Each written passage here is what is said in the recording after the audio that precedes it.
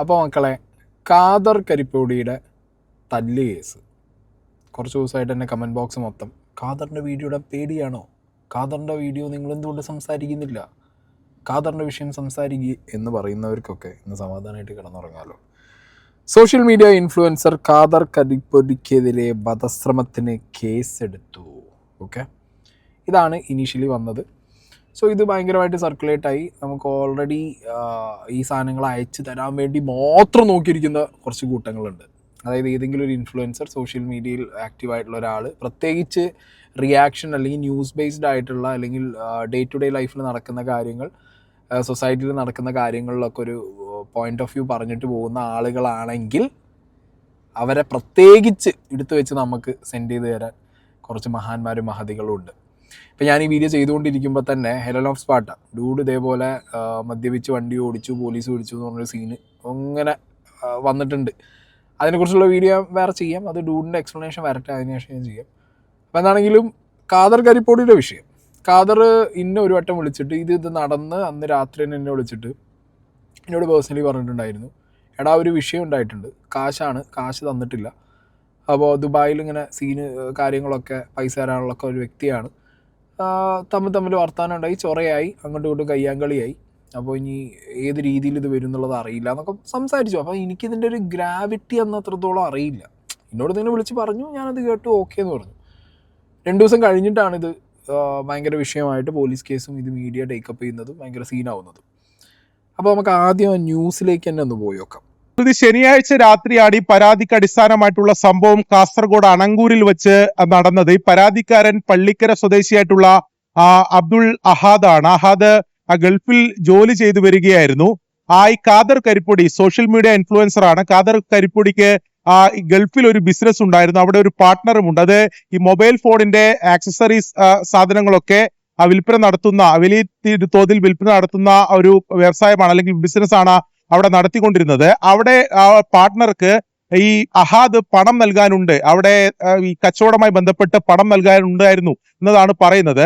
ആ സാമ്പത്തിക ഇടപാടിനെ ചൊല്ലിയാണ് ഈ അഹാദ് നാട്ടിൽ വന്ന ഘട്ടത്തിൽ ഇത് ഖാദർ കരിപ്പൊടി ചോദിക്കുകയും പിന്നീട് അതിൽ ഒരു ആക്രമണത്തിലേക്ക് കാര്യങ്ങൾ പോവുകയും ചെയ്തത്. അണങ്കൂരിൽ വെച്ച് അവിടെ ഒരു ഹോട്ടലിന് മുന്നിൽ വെച്ച് ഈ ഖാദർ കരിപ്പൊടിയും സംഘവും ചേർന്ന് ക്രൂരമായി മർദ്ദിച്ചു എന്നതാണ് അഹാദിന്റെ പരാതി. അഹാദിന് കണ്ണിനും ശരീരത്തിൽ കൈക്കുൾപ്പെടെ പരിക്കേറ്റിട്ടുണ്ട്. നിലവിൽ ആശുപത്രിയിൽ ചികിത്സയിൽ കഴിയുകയാണ്. ആ പരാതിയുടെ അടിസ്ഥാനത്തിലാണ് കാസർഗോഡ് ടൗൺ പോലീസ് പ്രാഥമിക അന്വേഷണത്തിന് ശേഷം വധശ്രമത്തിന് ഖാദർ കരിപ്പൊടിക്കെതിരെ കേസെടുത്തിട്ടുള്ളത്. എന്നാൽ ഖാദർ കരിപ്പൊടി ഇതിൽ പറയുന്നത് സാമ്പത്തിക ഇടപാടുണ്ടായിരുന്നു, പണം നൽകാനുണ്ടായിരുന്നു. അത് തിരികെ ചോദിച്ചപ്പോൾ ഈ അഹാദിന്റെ ഭാഗത്ത് നിരന്തരമായിട്ടുള്ള ഭീഷണി ഉണ്ടായി. തനിക്കും തന്റെ പാർട്ട്ണർക്കും ഭീഷണി ഉണ്ടായി. ഇതേ തുടർന്നുണ്ടായ വാക്കുതർക്കവും കയ്യാങ്കളിയും മാത്രമാണ് ഉണ്ടായതെന്നാണ് ഖാദർ കരിപ്പൊടിയുടെ വിശദീകരണം. എന്തായാലും നിലവിൽ ഖാദർ കരിപ്പൊടി ഒളിവിലാണ് എന്ന കാര്യമാണ് പോലീസ് പറയുന്നത്. വധശ്രമത്തിനാണ് ഖാദർ കരിപ്പൊടിക്കെതിരെ കേസെടുത്തിട്ടുള്ളത്. അയാൾക്കായിട്ടുള്ള അന്വേഷണവും പോലീസ് ഊർജിതമാക്കിയിട്ടുണ്ട്.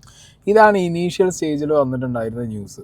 1-2 വേറെ ചാനലുകളിൽ രാത്രി അടി ഉണ്ടായി, ഈ 6-7 എന്ന് പറയുന്നത് രാത്രിയാണെന്ന് എനിക്ക് അറിയില്ല. ഓക്കെ, ഒരു ചാനലിൽ ഞാൻ കണ്ടു ഒരു ഒറ്റപ്പെട്ട സ്ഥലത്തേക്ക് കൊണ്ടുപോയി അടിച്ചു എന്നൊക്കെ. ഒരു അങ്ങാടിയിൽ വെച്ചിട്ടാണ്. ഇതിൻ്റെ CCTV ആണ് ഇരിക്കുന്നത്. ഇതിനകത്ത് നിങ്ങൾക്ക് ടൈം നോക്കിയാൽ അറിയാം. ഈവൻ FIR നോക്കിയാലും നിങ്ങൾക്ക് അറിയാം. സമയം ഒരു 6:10, 6:07 വൈകിട്ടാണ്. ഓക്കെ, അപ്പോൾ ഇരുട്ടത്ത് ഒറ്റവാക്കിനും കൊണ്ടുപോയിട്ട് അങ്ങനത്തെ സീനല്ല. പിന്നെ തല്ലും പിടിയും കച്ചറിയും എന്നൊക്കെ പറഞ്ഞു കഴിഞ്ഞാൽ ഒഴിവാക്കേണ്ടത് തന്നെയാണ്. പ്രത്യേകിച്ച് പബ്ലിക് ഫിഗറായിട്ട് നിൽക്കുന്ന അല്ലെങ്കിൽ സോഷ്യൽ മീഡിയയിൽ ആക്റ്റീവായിട്ട് നിൽക്കുന്ന ആളുകൾ ഈ രീതിയിലുള്ള ആക്ടിവിറ്റീസിൽ ഇടപെടുക എന്നുള്ളത് കുറച്ച് അവർ തന്നെ ചിന്തിച്ച് പ്രവർത്തിക്കും. ഇപ്പം ഞാൻ തന്നെ പല സാഹചര്യങ്ങളിലും പണ്ടത്തെ പോലെയൊന്നുമല്ല. ഏതെങ്കിലും സാഹചര്യത്തിൽ തെറി വിളിക്കാൻ തോന്നിയാൽ വിളിക്കലില്ല, കച്ചറ ഉണ്ടാക്കാൻ തോന്നിയാൽ ഉണ്ടാക്കാതെ പോരും. കാരണം നമ്മളുടെ പ്രൊട്ടക്ഷന് വേണ്ടിയിട്ടോ അല്ലെങ്കിൽ നമുക്ക് ഇങ്ങോട്ട് എന്തെങ്കിലും സംഭവിച്ചിട്ട് അങ്ങോട്ട് നമ്മൾ ചൂടായി തല്ലിയാലും അത് നമ്മളെ തലയിൽ തന്നെ കേസ് വന്നിരിക്കും. കാരണം ഇവിടുത്തെ ന്യൂസ് ചാനലുകൾ ഇരിക്കുന്നത് തന്നെ എന്തിനറിയോ, ഒരു സോഷ്യൽ മീഡിയ ഇൻഫ്ലുവൻസറായ ഒരു കോണ്ടന്റ് ക്രിയേറ്ററെ കിട്ടിക്കഴിഞ്ഞാൽ അതും ഇതേപോലെ ന്യൂസ് ബേസ്ഡോ അല്ലെങ്കിൽ റിയാക്ഷൻ വീഡിയോ ചെയ്യുന്ന അല്ലെങ്കിൽ സൊസൈറ്റിയിൽ നടക്കുന്ന കാര്യങ്ങളെക്കുറിച്ച് സംസാരിക്കുന്ന ഒരു വ്യക്തിയാണെന്നുണ്ടെങ്കിൽ അയാളെ വലിച്ചു കീറുക എന്നുള്ള ഒരൊറ്റ മോട്ടീവിലാണ് ഇവിടുത്തെ ന്യൂസ് ചാനലുകൾ മുന്നോട്ട് പോകുന്നത്. അതെന്താ അങ്ങനെയെന്ന് അറിയാം, ഒരുതരം വൈരാഗ്യ ബുദ്ധിയോട് കൂടിയിട്ടാണ് അവരിത് മുന്നോട്ട് കൊണ്ടുപോകുന്നത്. അപ്പോൾ ഇതിനകത്ത് ഞാൻ പറഞ്ഞു, രാത്രിയല്ല ഈ വിഷയം നടന്നിട്ടുള്ളത്, ഒറ്റപ്പെട്ട സ്ഥലത്തുമല്ല. CCTV വിഷ്വലിൽ വളരെ ക്ലിയറാണ്. പിന്നെ പണം ഇടപാട് തന്നെയാണ് ഇവിടുത്തെ വിഷയം.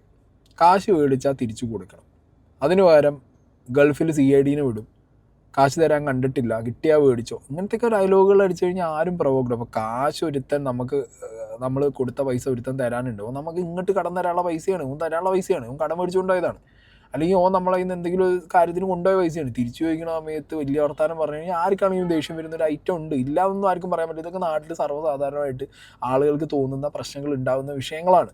പക്ഷേ ഇവിടെ ഖാദർ കരിപ്പോടി ഒരു യൂട്യൂബറാണ്. ഖാദർ കരിപ്പോടി ഇപ്പോൾ ഈ പറഞ്ഞ പോലെ പബ്ലിക്കിൽ കുറേ കാര്യങ്ങൾ ഇടപെടുന്ന ഒരാളാണ്. കാസർഗോഡ് തന്നെ ഈ പറഞ്ഞ പല വിഷയങ്ങളിലും ഇടപെട്ട് പല പാർട്ടിക്കാരതും പല ആളുകളുടെയും കണ്ണിലെ കരടും അല്ലെങ്കിൽ ദേഷ്യത്തിന് ഒരാളായിട്ടൊക്കെ നിൽക്കുന്ന ഒരു വ്യക്തി കൂടിയാണ്. അപ്പം പിന്നെ ഇവർക്ക് ഒന്നും കൂടി മൂക്കും, അത് ഉറപ്പാണ് ഈ കാര്യം. അപ്പോൾ എന്താണെങ്കിലും ഈ വ്യക്തി ഖാദറിൻ്റെ നാട്ടിലേക്ക് വരുന്നു, ഇവർ സംസാരിച്ചു തുടങ്ങുന്നു. നിങ്ങൾക്ക് ആ CCTV വിഷ്വലിൽ കണ്ടാൽ തന്നെ അറിയാം. ആ നാട്ടിലുള്ള എല്ലാവരും അവിടെ ഉണ്ട്, ചെറുത് മുതൽ വലുത് വരെയുള്ള എല്ലാവരും ഉണ്ട് അതിനകത്ത്. കുറച്ച് വയസ്സായവരുണ്ട്, ചെറിയ അപ്പുറത്തും സൈഡിലുള്ള ആൾക്കാരും എല്ലാവരും ഉണ്ട് അതിനകത്ത്. എനിക്ക് തോന്നുന്നത് ഒരു പ്രൊവോക്കേഷൻ പോയിന്റ് എന്താ വെച്ചെങ്കിൽ, നമ്മളെ കയ്യിൽ നിന്ന് കാശ് മേടിച്ച് കൊണ്ടുപോയ ഒരാൾ നമ്മളോട് തന്നെ വന്നിട്ട് തട്ടിക്കയറി ചെയ്യാനുണ്ടാവും. ഇത് കണ്ടുപോയി കൂട്ടിക്കോ, ഈ തോന്നിയ ഒരു സാധനം വരുമല്ലോ. അപ്പോൾ ആ സമയത്ത് ചിലപ്പോൾ ഖാദർ വിചാരിച്ച് കാണില്ല, അല്ലെങ്കിൽ ചിന്തിച്ച് കാണില്ല, ഞാൻ ഒരു യൂട്യൂബറാണ്, നാളെ വിഷയമായി കഴിഞ്ഞ് ഇത്രത്തോളം സീനാക്കുന്നൊന്നും ചിന്തിക്കാതെ ഇനീഷ്യലി വന്നൊരു ഐറ്റമായിരിക്കും. ബട്ട് ഒന്നും കൂടി ചിന്തിക്കുക എന്നുള്ളതേ ഇനി പറയുള്ളൂ. ഇത് കണ്ടിട്ടെങ്കിലും ഇപ്പം ഞാൻ ഇതെന്നൊക്കെ മനസ്സിലാക്കുന്നത് എന്താ വെച്ചെങ്കിൽ, ഒന്നും മിണ്ടരുത്. യൂട്യൂബറായി ഇനി കണ്ണും കൈയും കെട്ടി നടക്കാം, മനസ്സിലായോ? 4 ആൾ അറിയുന്ന ഒരു യൂട്യൂബറായി, അല്ലെങ്കിൽ 10 ആൾ അറിയുന്ന, അല്ലെങ്കിൽ സോഷ്യലി ഇങ്ങനത്തെ വിഷയങ്ങളിൽ ഇടപെടുന്ന ഒരാളായതുകൊണ്ട് ഇനി ഇങ്ങോട്ട് വന്ന് കൊന്നിട്ട് പോയാലും ഞാൻ എന്ത് ചെയ്യാം, നാളെ എൻ്റെ പേരിൽ ആരെങ്കിലും പരാതി കൊടുക്കുക, അല്ലെങ്കിൽ കുറച്ച് ജീവനുണ്ടെന്നുണ്ടെങ്കിൽ ഞാൻ തന്നെ നിരങ്ങി പോലീസ് സ്റ്റേഷനിൽ പോയിട്ട് പരാതി കൊടുക്കുക, തിരിച്ച് ഞാൻ ഒന്നും ചെയ്യരുത്. മനസ്സിലായില്ലേ? കാരണം മീഡിയ ആ രീതിയിൽ കൊണ്ടാടി ആഘോഷിക്കുമ്പോഴേ അങ്ങനെ ചിന്തിച്ചു പോവാണ്. എന്താ ഖാദറെ സംഭവിച്ചത് എന്ന് ചോദിക്കുന്ന എൻ്റെ പ്രിയപ്പെട്ട സുഹൃത്തുക്കൾക്ക് വേണ്ടിയിട്ടുള്ള ഒരു വീഡിയോ ആണ്. സത്യം പറഞ്ഞു കഴിഞ്ഞാൽ എന്നെ വെച്ച് വാർത്ത ചെയ്തുകൊണ്ടിരിക്കുന്ന കേരളത്തിലെ മാധ്യമങ്ങളോട് എനിക്ക് ചോദിക്കാനുള്ളത്, എനിക്കെതിരെ ഒരു FIR വന്നു, ആ FIRനെ അടിസ്ഥാനപ്പെടുത്തി നിങ്ങൾക്ക് വാർത്ത കൊടുത്തോ? ഒരു തെറ്റുമില്ല, നിങ്ങൾ കൊടുത്തോ. എനിക്ക് വാർത്തയെക്കുറിച്ചല്ല പറയുന്നത്. ഞാൻ രാജ്യം കടന്നു, ഞാൻ സംസ്ഥാനം കടന്നു എന്നൊക്കെ പറയുന്ന നിങ്ങളോട് എനിക്ക് പറയാനുള്ളത്, ഞങ്ങൾ കുറച്ച് ചെറുപ്പക്കാർ ചേർന്ന് കഴിഞ്ഞ ജനുവരി 27-ന് ജില്ല കണ്ട ഒരു രാഷ്ട്രീയ പാർട്ടിയുടെയും ബാനർ ഇല്ലാതെ 2-3 ആളുകളെ പങ്കെടുപ്പിച്ചുകൊണ്ട് 5 ദിവസം കൊണ്ട് ഒരു വലിയ വിപ്ലവം സൃഷ്ടിച്ചിരുന്നു കാസർഗോഡ് മെഡിക്കൽ കോളേജിന് വേണ്ടിയിട്ട്. ആ വാർത്ത എന്നെക്കുറിച്ച് ഇപ്പോൾ നെഗറ്റീവായി വാർത്ത കൊടുത്തുകൊണ്ടിരിക്കുന്നു എത്ര മാധ്യമങ്ങൾ ചെയ്തു. ഹൈപ്പ് കൊടുത്ത് ചെയ്ത ഒരു വാർത്ത നിങ്ങൾ കാണിച്ച, നിങ്ങൾ പറയുന്നത് എന്തും കേൾക്കാൻ ചെയ്യാൻ ഞാൻ റെഡിയാണ്. ആ വാർത്ത കവർ ചെയ്യാൻ വന്നിട്ട്, അതായത് ഞങ്ങളുടെ പ്രതിഷേധ മാർച്ച് കവർ ചെയ്തിട്ട് അത് പൂഴ്ത്തി വെച്ചവരല്ലേ നിങ്ങൾ. അത് നിങ്ങൾ എന്നോട് എന്ത് ചെയ്യും എന്നുള്ളത് എനിക്ക് നന്നായിട്ട് അറിയാം. ഇനി പരാതിക്കാരന് സോഷ്യൽ മീഡിയയിൽ വന്നിട്ട് പറയുന്ന കാര്യം എന്ന് പറയുന്നത് സ്വർഗം, ഹക്ക്, സത്യസന്ധതയെക്കുറിച്ചൊക്കെ പറയുന്നുണ്ട്. എനിക്ക് നിന്നോട് പറയാനുള്ള ഒരു കാര്യം എന്താണെന്ന് അറിയാം പരാതിക്കാര, എടാ നീ ആ കമ്പനിയിൽ നിന്ന്, അതായത് എൻ്റെ കമ്പനിയിൽ നിന്ന്, ഞങ്ങൾ പാർട്ട്ണർഷിപ്പിലുള്ള, ഞാനടക്കം ഇൻവെസ്റ്റ് ചെയ്തിട്ടുള്ള എൻ്റെ കമ്പനിയിൽ നിന്ന് സാധനങ്ങൾ വാങ്ങിച്ചു പോയി 1 വർഷം കഴിഞ്ഞിരിക്കുക. അവനോട് അത് ചോദിച്ചതിന്റെ സ്ക്രീൻഷോട്ടാണ് ഇതൊക്കെ, നോ റിപ്ലേസ്. എന്നിട്ട് അവസാനം ഇത് ചോദിച്ച എന്റെ കർണാടകക്കാരനായിട്ടുള്ള ഗാളിമുഖ സ്വദേശിയായിട്ടുള്ള എന്റെ പാർട്ട്ണറായ ഈ ഷഹാക്കിനെ അവന്റെ നാടിനെ വെച്ച്, അവന്റെ നാട്, നീ ഗാളിമുഖക്കാരനല്ലടാ, നീ എന്ത് ചെയ്യും എന്നാണ് ഇവൻ ചോദിച്ചത്. എന്താടാ, ഗാളിമുഖക്കാർക്കൊന്നും ചെയ്യാൻ പറ്റില്ലേ? ഒരു നാടിനെ നിസ്സാരവൽക്കരിക്കരുതടാ. നീ അവിടെ നിന്ന് കടം വാങ്ങിയിട്ടുണ്ടെങ്കിൽ അത് കൊടുക്കേണ്ട ഉത്തരവാദിത്വമുണ്ട്. ഇനി രണ്ടാമത്തെ കാര്യം, ഇവന് ഈ വിഷയമൊക്കെ ആയതിനു ശേഷം അയച്ചൊരു വോയിസ് ഉണ്ട്, നിങ്ങൾ ഇത് കേൾക്കണം. ദുബൈയിലൊക്കെ കച്ചവടം ചെയ്യുന്ന എന്റെ പ്രിയപ്പെട്ട സുഹൃത്തുക്കൾ ഇത് കേൾക്കണം.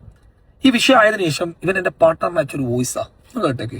പക്ഷെ നിന്റെ ഓഫീസിൽ നീ കയറാക്കിക്കോ, ഞാൻ വിളിക്കുന്ന മേജർ നാസറിന്റെ സ്റ്റേറ്റിന്റെ ഓഫീസിൽ പാർക്കൊക്കെ കയറും. അതെ, എല്ലാം ശ്രദ്ധിച്ചോ, സ്റ്റാഫിനെല്ലാം പറഞ്ഞയച്ചു കേട്ടോ. അതായത് ഇവന് CID അയക്കൂന്ന്, കടൻ കിട്ടാത്തപ്പോ ചോദിച്ചപ്പോ നിന്റെ CID അയച്ചിട്ട് നിന്റെ സ്ഥാപനം പൂട്ടുന്നാ പറഞ്ഞത്. ദുബൈയിലുള്ള ആൾക്കാരൊക്കെ ഇവനെ ശ്രദ്ധിച്ചു വെച്ചോട്ടാ. ഇനി ഞങ്ങളുടെ നാട്ടിൽ ഞങ്ങൾ ചായ കുടിക്കുന്ന CCTV ഒക്കെയുള്ള എന്റെ ജന്മനാടായിട്ടുള്ള എന്റെ അണങ്കൂരിലേക്ക്, ആ CCTVന്റെ അണ്ടറിലേക്ക് പ്ലാൻ ചെയ്തിട്ട് ഇവനെ തല്ല ഞങ്ങൾ വിളിച്ചു എന്ന് പറയുമ്പോൾ അത് വിശ്വസിക്കുന്നവരാണോ നിങ്ങൾ?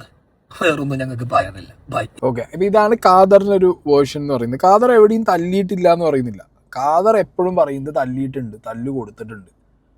അത് കൊടുത്ത കാശ്, അല്ലെങ്കിൽ ഒരു സ്ഥാപനത്തിൽ നിന്ന് സാധനങ്ങൾ മേടിച്ചു കൊണ്ടുപോയതിൻ്റെ കാശ് തിരിച്ചു ചോദിക്കുമ്പോൾ അഹങ്കാരം തിരിച്ചു കാണിച്ച്, അവരുടെ മെക്കെട്ടും കയറി ഒരുമാതിരി അറഗൻസ് കാണിച്ച് ആ പരിപാടി കാണിക്കുമ്പോൾ വന്ന ദേഷ്യത്തിൻ്റെ മുകളിലാണ് തല്ലിയത് തന്നെയാണ് ഖാദർ പറഞ്ഞുകൊണ്ടിരിക്കുന്നത്. ഞാൻ പറഞ്ഞല്ലോ, തല്ല് അല്ലെങ്കിൽ ഇടി ഈ സാധനങ്ങളൊന്നും നമ്മൾ പ്രൊമോട്ട് ചെയ്യരുത്, അല്ലെങ്കിൽ പക്ഷെ നമ്മൾക്ക് ഇതിൻ്റെ ഒരു ഭാഗമാവുന്ന ഒരു അവസ്ഥ ലൈഫിൽ വന്നാൽ എന്ത് ചെയ്യും? യൂട്യൂബറാന്ന് വിചാരിച്ചിട്ടും ഉണ്ടായിരിക്കാൻ പറ്റൂ. ഞാൻ ഒരാൾക്ക് കുറച്ച് കാശ് കൊടുത്തു, എൻ്റെ ലൈഫിലൊരു അത്യാവശ്യ സാഹചര്യം, ഞാൻ ചോദിച്ചിട്ടൊന്നും തിരിച്ചേ തരുന്നില്ല, ചോദിച്ചുകൊണ്ടിരിക്കുക. ഗതി കെട്ട് പണ്ടാറാണെങ്കിൽ ലാസ്റ്റ് ഇവനെ വല്ല ചീത്ത പറയാലോ അല്ലെങ്കിൽ എന്തെങ്കിലും ഒരു കൈ ഓങ്ങിയാലോ അപ്പം യൂട്യൂബർ ഇത് വധശ്രമം എന്ന് പറഞ്ഞ് കൊടുത്താൽ ചെങ്ങായിക്ക് അടി കിട്ടിയിട്ടുണ്ട്, അവിടെ മൊത്തത്തിൽ അടിയായിട്ടുണ്ടെന്ന്. ഇന്നിപ്പോൾ വന്നൊരു വിഷ്വൽ ഞാൻ അവിടെ വയ്ക്കാം. ഇതിനകത്ത് ഖാദർ ചവിട്ടുന്നുണ്ട്, ഓൻ തിരിച്ച് അങ്ങോട്ട് തല്ലുന്നുണ്ട്, എല്ലാണ്ട് അതിനകത്ത്. മനസ്സിലായോ? ഒരു നാട്ടിക്ക് ഇങ്ങോട്ട് ഓനെ വിളിച്ചുകൊണ്ടുപോയിട്ട് ഇരുട്ട് വാക്ക് കൊണ്ടുപോയിട്ട് ഏതെങ്കിലും ഒരു ഗോഡൗണിൻ്റെ മുക്കിലിട്ടിട്ട് ഓനെ ചവിട്ടി കൂട്ടി അവിടുന്ന് ഓനെ വധശ്രമം നടത്തി. നാട്ടിൽ പല രീതിക്കുള്ള ഈ പറഞ്ഞ പോലെ നാട്ടുകാർ തമ്മിലുള്ള പ്രശ്നം, അല്ലാന്നുണ്ടെങ്കിൽ ബിസിനസ് പരമായിട്ടുള്ള പ്രശ്നം ചിലപ്പോൾ നാട്ടിൽ നിന്ന് തീർക്കാൻ വേണ്ടിയിട്ട് നാട്ടിൽ ചിലപ്പോൾ ആൾക്കാർ വർത്താനം പറയാൻ കൂടും. ഇതെന്താ പറയുക, ഖാദർ ഈ വീഡിയോ പറഞ്ഞ പോലെ ഖാദറിനെ ടാർഗറ്റ് ചെയ്യുന്ന ഒരു പ്രത്യേക തരം രാഷ്ട്രീയത്തിൻ്റെ ആൾക്കാർ ഇവിടെ ഉണ്ട്.